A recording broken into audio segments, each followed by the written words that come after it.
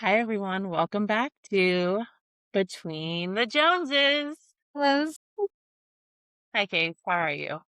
What's up, Jess? I'm well. How you doing? We are in a North Texas ice storm conversation. It's people are freaking out. People are freaking out, going to the Already? store, getting toilet paper.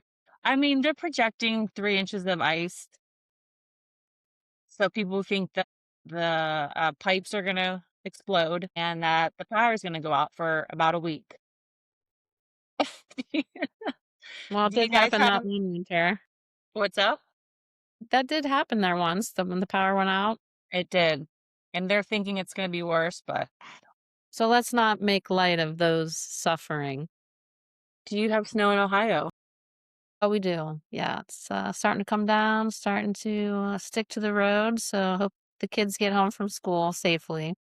Okay, so what I love about today is we initially were gonna talk about something else, and then we heard something in the news, and I just had to bring it to our attention because we don't agree. Well, there's varying degrees of where we agree and where we disagree. Right. So recently, Abby Wambach was on Kelly Clarkson's show, and she said, and I quote, "Do not go and watch your children play practice. Practice are off limits." And I just was listening and processing it. And my first reaction was, I don't agree. What are your first reactions? And I know you saw the clip too. I think with anything, there's always a spectrum, so there's varying degrees where I agree and disagree for sure. Yeah. I think it depends on the parent. I think it depends on the athlete, and as much as we don't want to individualize and have to do a case by case, um, we I think we kind of have to. We have to adopt that into our methodology, meeting athletes and parents, where they are. Right. And I think too the culture that you want, whether you're running a program or you're leading a team. I think that's also really important, and we'll get into that. So let me again just preface this. This isn't about calling her out or saying something's wrong. It's about slowing down and looking at this through a developmental nervous system. And for me, a big one is the relational lens. Because for some kids, a parent's presence, it creates pressure, but for others, it creates safety. And when we apply one blanket rule to all children, we miss the nuance of who they are and what they actually need. And so when I listened to her, I just was like, no, like that is not true for every athlete, for every team. So if you're a parent or coach or someone who grew up in sports, this is a conversation for you. Mhm. Let's talk about it. Yeah, well, maybe should we start with our own experiences being Yeah, go athletes? ahead. Start with your own experience. I think for me, like the expectation having mom there, I never had that expectation because I was aware that she was just constantly working because we were raised by a single parent. So for me, I didn't necessarily want her there watching every rep or every lap. And we were talking earlier about this. It was more so knowing that she was going to be there to pick me up. Like, is mom going to be able to get out of work on time to get me in time? How long am I have to wait for mom? I know. So just I think it was just the anxiety on that. Like I needed the reassurance that I was gonna be able to get home safely. Mm. Well, like you said, mom was a single parent raising 4 children because we have a sister and a brother. And yeah, I never felt in a practice. I don't think she really did come to a lot of practices. Actually, Yeah, did she? I What think about? the expectation has changed for sure. Yeah, I agree. But at swimming, there were people at the YMCA where we used to swim. They would watch. They would be up there waiting. And it was probably because of the commute, because everyone had to drive from, Canfield or Boardman or Austintown to get downtown Youngstown. Right, yeah, so it just makes sense just to stay there and wait. Yeah. But Yeah, yeah, so for me as a young child, we didn't have, she wasn't there. She did not stay at our practices. And if she did, I never noticed. yeah. But I didn't really feel like I needed her there. Whereas, fast forward to today, I feel like some kids feel like they really need their parents there, and that, just comes down to that parent-athlete, parent-child relationship. Well, and then going to the clinical side of development, if we can all agree that a healthy relationship with a child and a caregiver is a secure attachment, Mhm, there is a lot to say about that connection and that support of having a parent at a practice. mhm, And we'll get into that. So I think we should just start off with validating it first, why this idea exists. Parents unintentionally adding pressure. So sometimes just sitting there watching your athlete play, your child play, it may be causing pressure that they're not even aware of. mhm, Sideline coaching or emotional reactions. This is a huge one. mm, Have you had experience with that? yeah. Care to share anything that comes to mind? I feel when I see that happening, I feel that reflects back on me and maybe my lack of care towards having that conversation first with the parents, like, before anything has really begun. Um, so I need to get better at kind of setting that precedence from day one, whether it's, like, in the email contacts that I have or, information on the website. Because I do think it can be helpful and it can be a hindrance, and you really have to find that balance between the 2 because you don't wanna suffer as the coach, leading everything, you don't want the athletes to suffer, and you don't want the parents to either. I think you should strive for that mutually, like, positive, beneficial environment. Right, nurturing, healthy. This has happened to me recently, and I try to look at the lens of like the parent, the coach, and essentially someone running a business. And I'll make comments like, I've noticed this. Like, these are the behaviors I'm noticing, the patterns that I'm seeing, and how it could potentially not be healthy for your child. But I make it a Mhm, conversation. I'm not a huge fan of like, don't do this. Like, I have a really hard time with that. Okay, so 2 more that come up. Kids playing for approval instead of joy. So they feel like they're playing for their parent because, we just talked about this before we went live. Parents living vicariously through their child. So a lot of the times kids don't even like playing, but they're playing because their parents want them to. mhm. But I do maybe feel like there are some kids who want to impress their parents. "Hey, look at me. Look what I can do." Right? Which isn't which is I think could be a really healthy thing for that connection with the parent and the athlete. Mhm. And then finally here, coaches wanting autonomy and focus.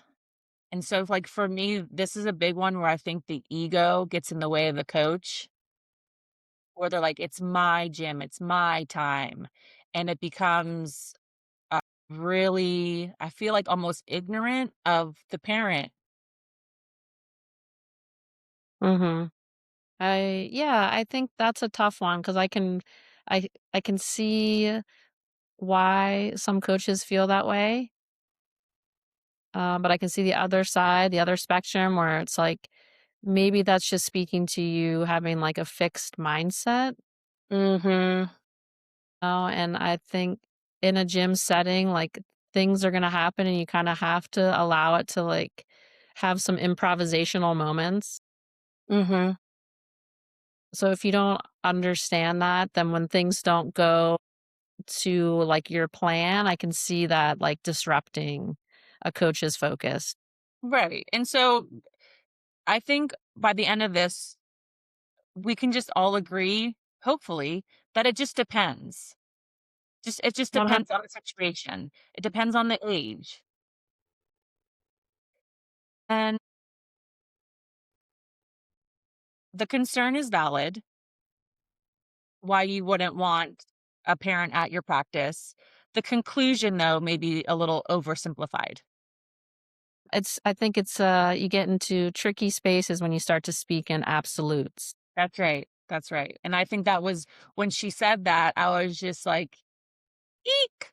That's not true. Mhm, Because I've had from a coach's standpoint and from a parent standpoint now, I've had amazing connection, relationships, even just dialogue with parents, mhm.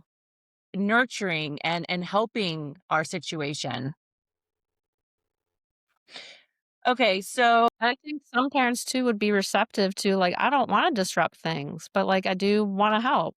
Like, I have some parents right now who genuinely just wanna help, like, it brings them joy, and I can see I don't know, it's tough because like, the kids are looking to the parents, like, if a mistake happens or if something doesn't go their way, and so I do find those moments tricky to navigate.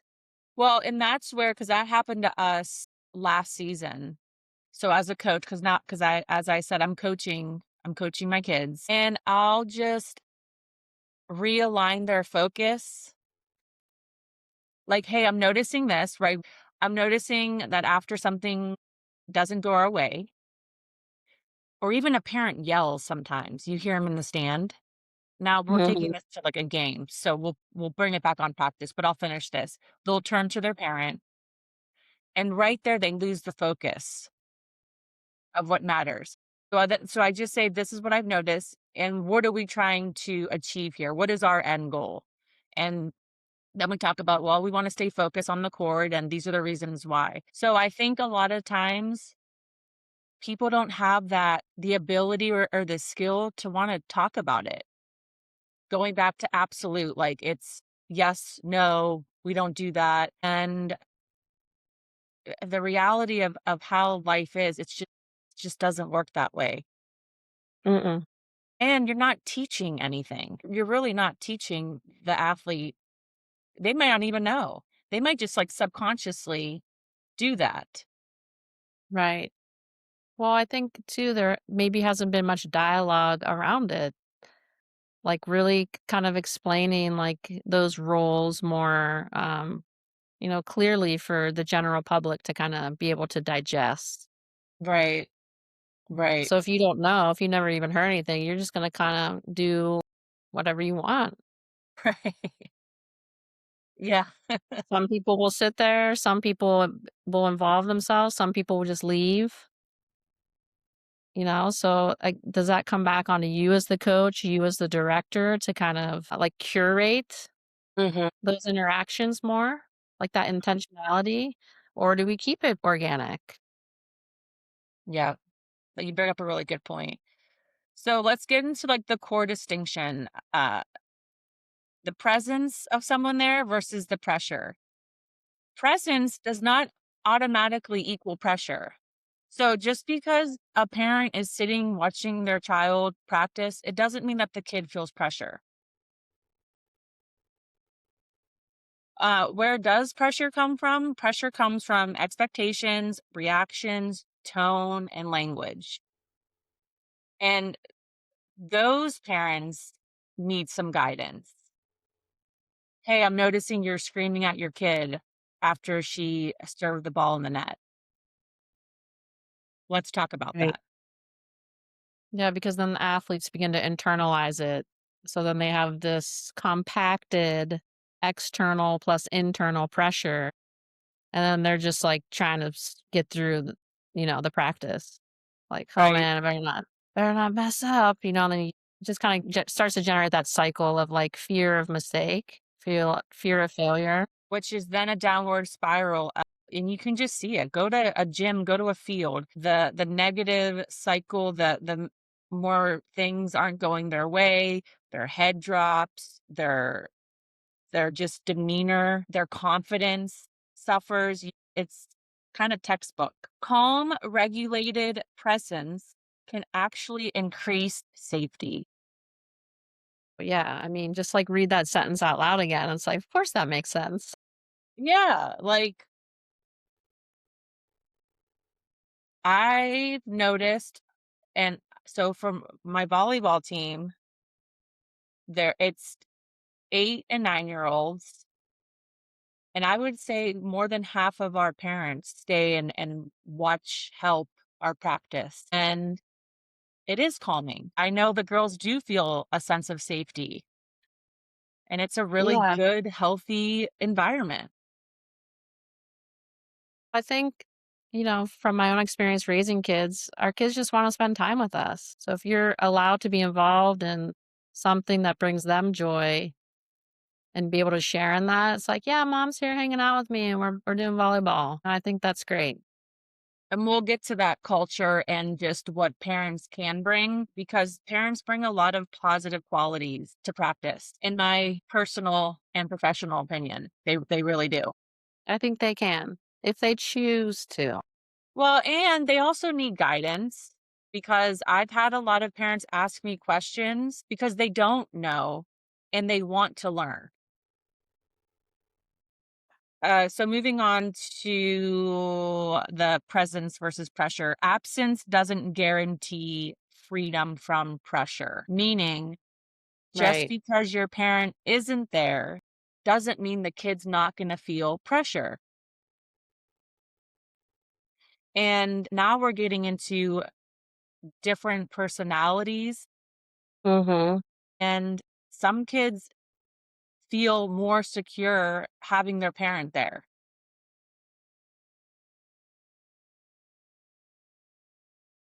And some So kids are born with having internal pressure that's innate to them, Like one of my own children, she's putting all this pressure on herself that's definitely not coming from me, So that internal pressure might just be, within, from within and like goes back to like that personality yeah. Okay, so person. here's a question, and hopefully who's ever watching and wants to chime in, we'd love to know. What if Yeah, the issue click isn't and parent subscribe. oh, I'm sorry, what go if ahead. the issue isn't parents being there, but how adults show up? Mm, And that's that it. really set well with me, like, that really resonated with me, and because we know we've had, like, the parent that is obnoxious, says things that they don't even know anything about the game, and then there's the adults that come into the gym wanting to help or to learn or just to remain quiet and just to sit there, and maybe they're working on something. But that one really was eye-opening to me, like how adults show up.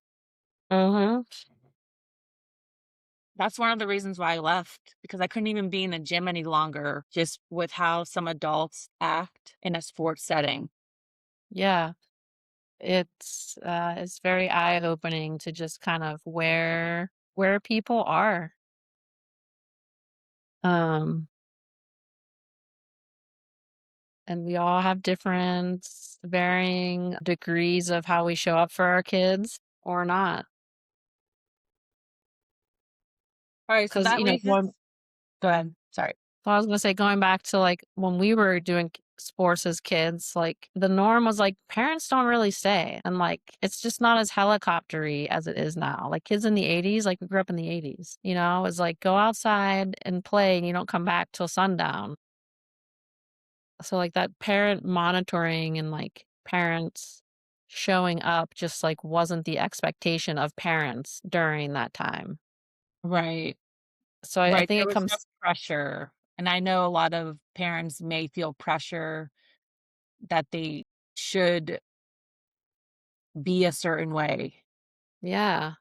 But I think it too comes back to, like, it's, like, kind of an old school mentality of parenting, and now we're, like, ushering into, like, this age of enlightenment, more people are wanting to educate themselves more and, like, do better for the children and the youth, and so we're, like, dealing with some are still, like, kind of set in the old school ways of parenting, Mhm. and those who might not be, and Well, you have to be open too. Like, if you're completely closed off to anything and your way is the way, then that's gonna be a really hard path to try to change.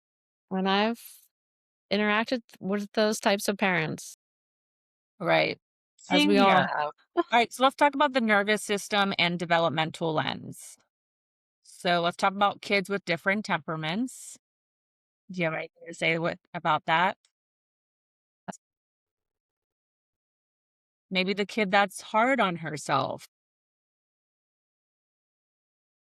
Yeah, I think in those moments, I just try to really listen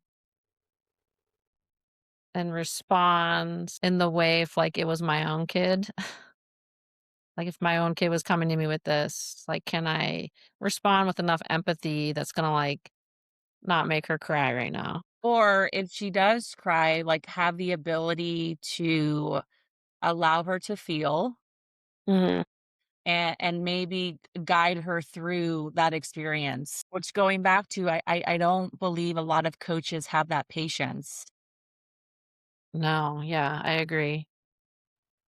And I think if some people are, like, being disruptive or not listening, then that's, like, a cue to me that I need to maybe, like, speed up the tempo of what we're doing. And I try to, like, reframe it back to, like, the fun, like, "Okay, let's just have fun. We're here to have fun." Um, only because and I'm relating this more to, like, parenting approaches. That one book I shared with you, but it was, like, usually when people are acting out, it's because 'cause they're, like, thriving or craving for that connection. Mhm. So I guess kids who might be acting out in the negative, I just really try to connect. Well, and you can have fun and teach at the same time. You sure can. So I try to keep it in that realm of, like, okay, fun, you know, there's a reason they're acting out, they need to connect more, so let's, like, how can we make this a little more engaging? Or sometimes I know with me for, like, personally, when I was playing, I brought so much from outside the court, like my anger, that all stemmed from my childhood pain. And so a lot of times they're acting out from something that's not even happening on the court. I think bottom line, it comes down to understanding child development, child psychology, and we don't necessarily have, like, an urgency behind that for, like, for people to really try and understand all the Right, it's different more levels of like my development. coach it's like my coach played this way or did this, and we had success, and then I'm like, "Well, define your success," because if you're defining your success by wins and losses, we're really missing it. We're really missing the bigger picture because winning is fun, and we wanna win for sure, and we wanna be competitive, and there's more to that. There's more to that. But again, the way with which each athlete is learning, it's different with each age and development and stage as they grow up. And that such a great point, and so, like, the stages of development are so key, and yet so few coaches understand those stages. Yes, and I don't know, I'm not like a master in the field, but I know enough because I am raising children, and I'm like, I need to know what I'm dealing with because it's Right, just a lot, every age presents a new challenge. And so I think if you don't even have the basic understanding of child development and child psychology, it's gonna be tricky for you as a coach.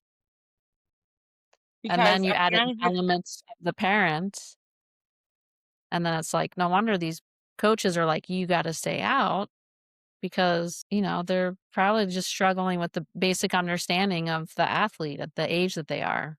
Mhm. Maybe. I can't say for all, right? We don't wanna speak in absolutes We either. do not ever want to speak in absolutes. Okay, so I think the bottom line is for some kids, a parent watching feels grounding, and I 1000% agree with that. Yeah. It's grounding, they feel safe, they feel secure. For others, it feels heavy. Guess what? Both can be true. Mhm. Both can be true. Okay, moving on, trauma aware perspective. So let's explore a little bit kids with, we just kind of talked about it though, kids with past stress, instability, or fear, Mhm. how sudden separation can dysregulate a kid.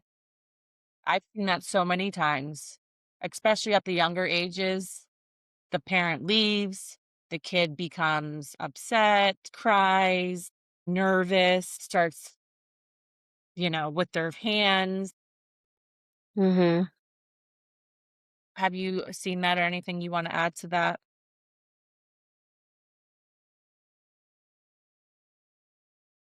I think that sounds like young kids to me.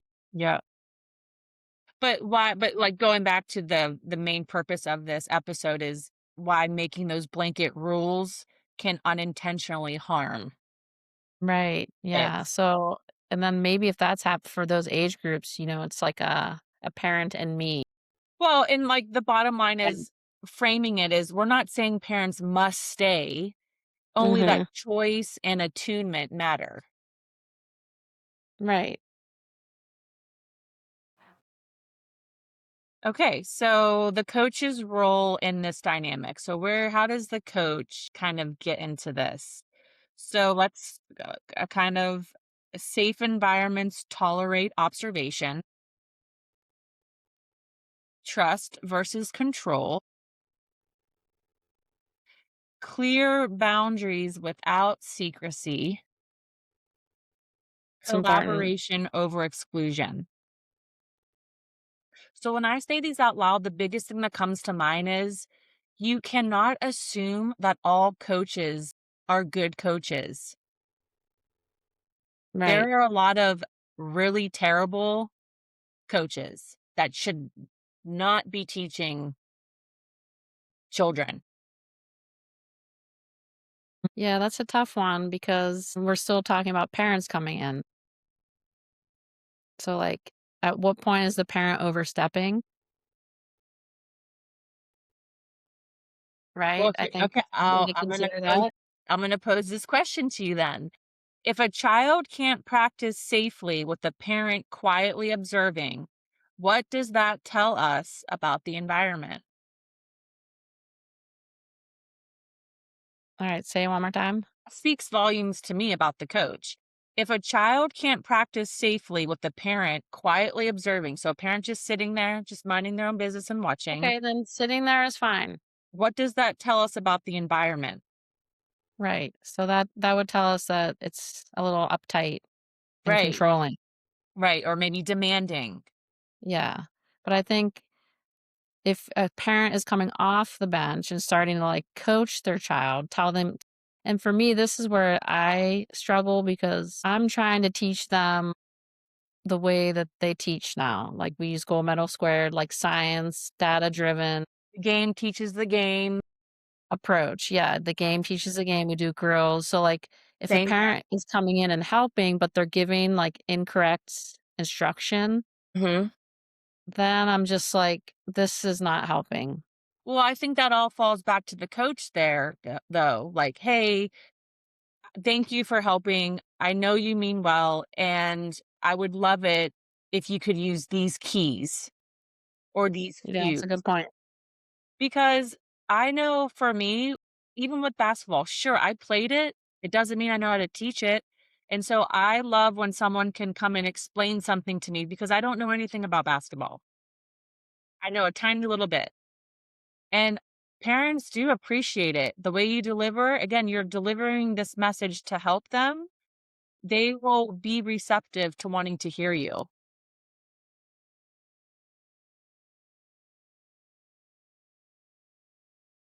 Which brings us to what healthy parent presence looks like. So, offering practical guidance. So, without me saying anything, what does a healthy parent presence in your gym look like? I think they are, comfortable. They feel comfortable to come in and sit down, and um, I think they feel welcomed to, help with shagging and stuff. I didn't really ask for that. They just kind of get up and do it and help. Um, That's a big one for me, by the way, right now. Like, I love that I'll have parents just get up from the stands and come and help. Shagging, they've actually have prevented injuries from happening because you know how volleyballs can roll. Even Mhm. basketballs, I've had help too. That really helps the whole dynamic of the team. Yeah. And then I always try to know my parents by name. Mhm. I think that's a huge thing for me. Like, I want everyone to feel like they're treated the same. Yeah. So I know everyone's names. I try to engage in dialogue with them. Like, after practices, I go in and check in, like, hey, how's everything going? How's That so and sense so? of community Is is so and so enjoying it? Yeah. right, right. That's a really good feeling that's you're bringing to the table for the betterment of everyone. So this is what I kind of wrote down. Quiet observation, no coaching, regulated emotional responses, and we everyone that's listening Ugh, knows those are the tough. great job, great job versus don't miss your serve or what were you thinking or call the ball is a big one. Oh my gosh, I hear it all the time. Well, it's funny. I've learned a lot, and I don't do that anymore. I do sit quietly now, and I just observe. I have my moments, I'll be honest, especially with Taj and his basketball team. I am a work in progress. Letting kids lead post-practice conversations. That's a good one. Mm, That's a real big one yeah, too. I need to do that more. Yeah, like letting kids be kids, letting them Mhm. have a voice.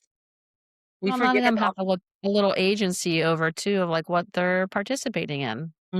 Case in point, the number one request that I get with my current volleyball team, and this is 8 and 9-year-old girls. We wanna play against our parents. Like, Nice. it's so sweet. It's like, I love "Alright, it. kid." Trusting the process without disappearing. Mm, I like that. That's a good one. And so, these are actions. This is not just theoretical. These are actions that you can take as a parent. So, when this is like the other side of it, when stepping away is helpful and someone that may be listening may be like, "Okay, I'm doing all of this and maybe I could just remove myself for a little bit to kind of realign with the intention of being a better parent at practice." So balance okay, so some kids thrive with space. Do Mhm. you agree with that? Yes. Yeah. So I can tell you now, Taj likes when I watch him, River could care less. Who? Ruby. I just called Yeah. my daughter your daughter's name. I think I liked that space. I didn't need mom there watching me Yeah, and because I as just a got into the player, zone. Went, you know? yeah, yeah. And I agree. As a player, I could care less. He was watching me with practice. Yeah. Some parents struggle with regulation. Ooh, yeah, not wrong. So if you as a parent find yourself yelling, screaming, saying things that disrupt the practice, that may be your moment to step away. Do a little self check-in. Do a little self check-in, yes. Sometimes distance reduces pressure.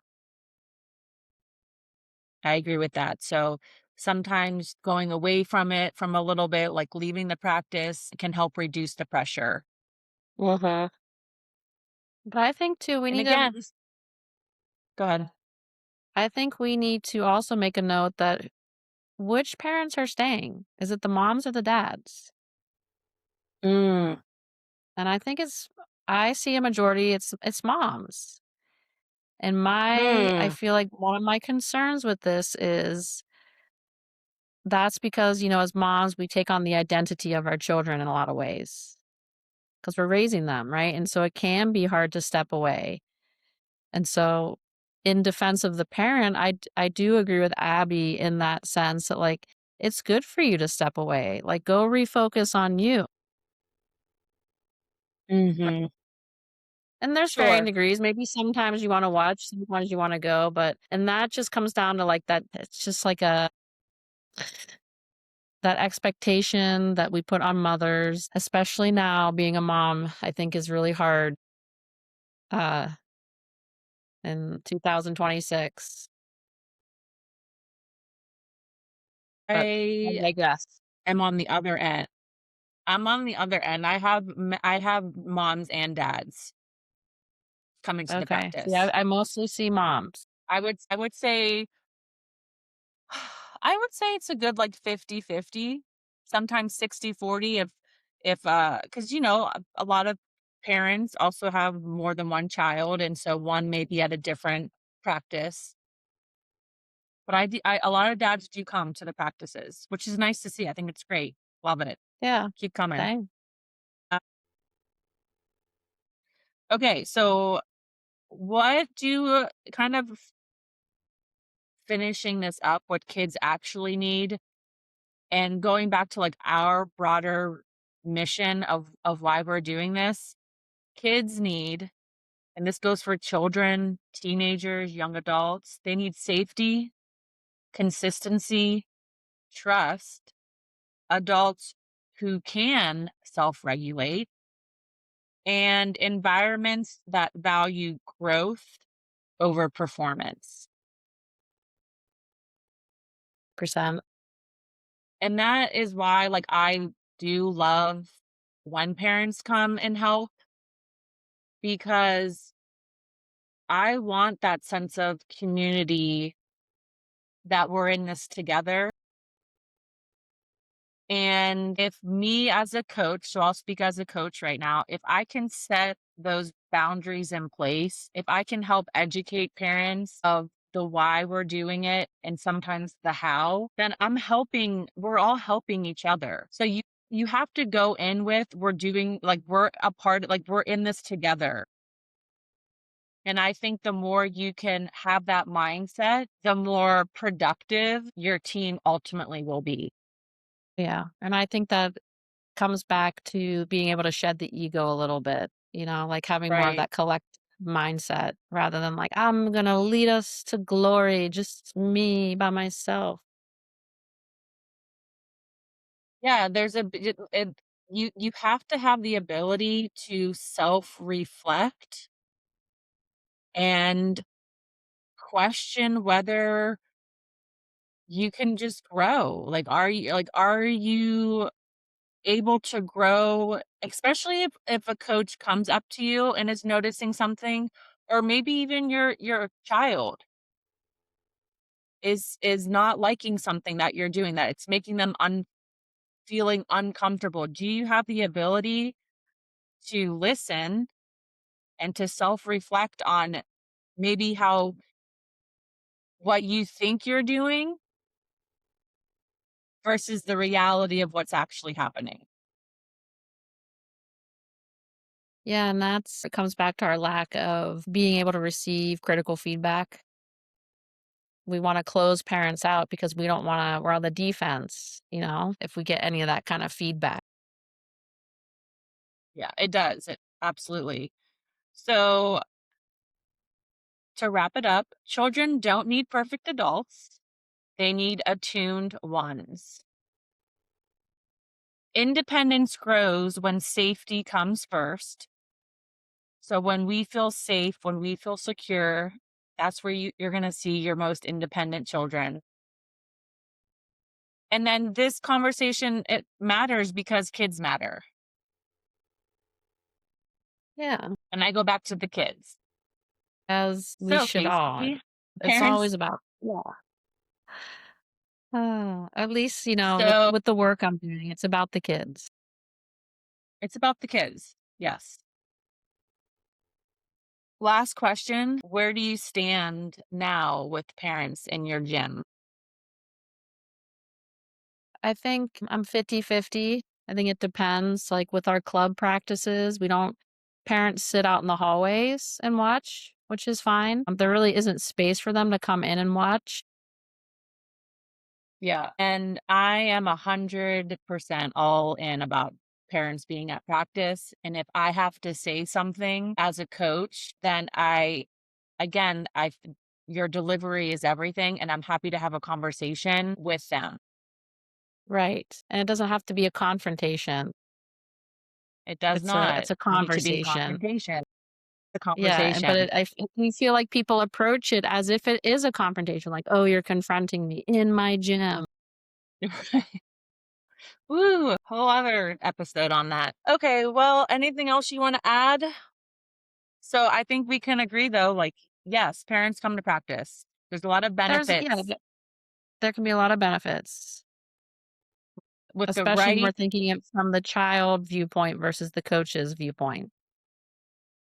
yeah, and with the right message and the right delivery and the right culture that you're wanting to create.